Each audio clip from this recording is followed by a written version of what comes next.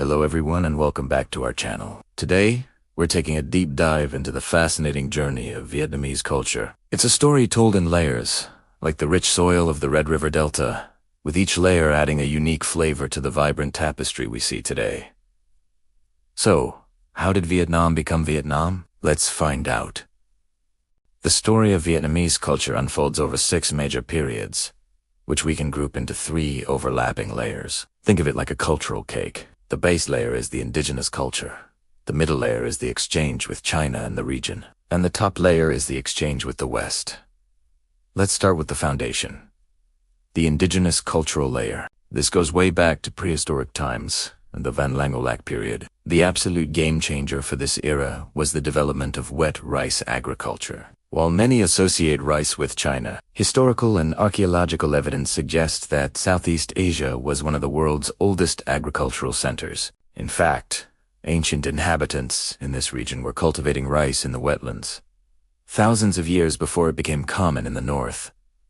This agricultural revolution wasn't just about food. It shaped a whole way of life. It gave rise to unique farming tools, stilt houses perfectly adapted to the environment, and a deep knowledge of medicinal plants. Along with farming came another massive achievement: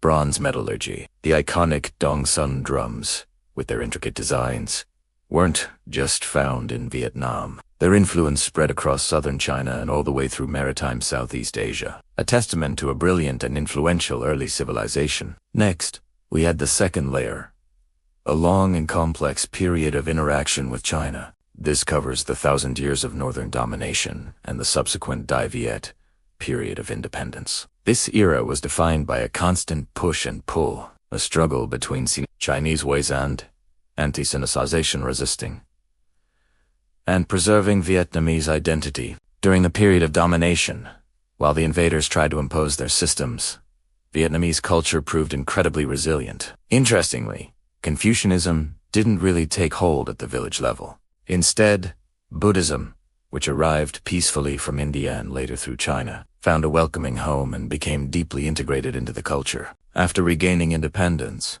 the Dai Viet period became the second golden age of Vietnamese culture. The Lion Tran dynasties were famous for the 3 religions' harmony, where Buddhism, Confucianism, and Taoism coexisted on a strong indigenous foundation. Later, during the LA dynasty, Confucianism became the state ideology, which led to a stronger wave of Chinese influence on law and society. This period also saw the development of a unique writing system. While Chinese characters, or Tia Han, were the official script, the Vietnamese created their own system called Kia N.M., the Southern script, to write their own language, especially for literature. Finally, we have the top layer, the cultural exchange with the West. This began in the Nam period, under the Nguyen lords, and continued through French colonization into the modern era we live in today. For the first time, Vietnam was administratively united from the northern border all the way down to Khoi Mo.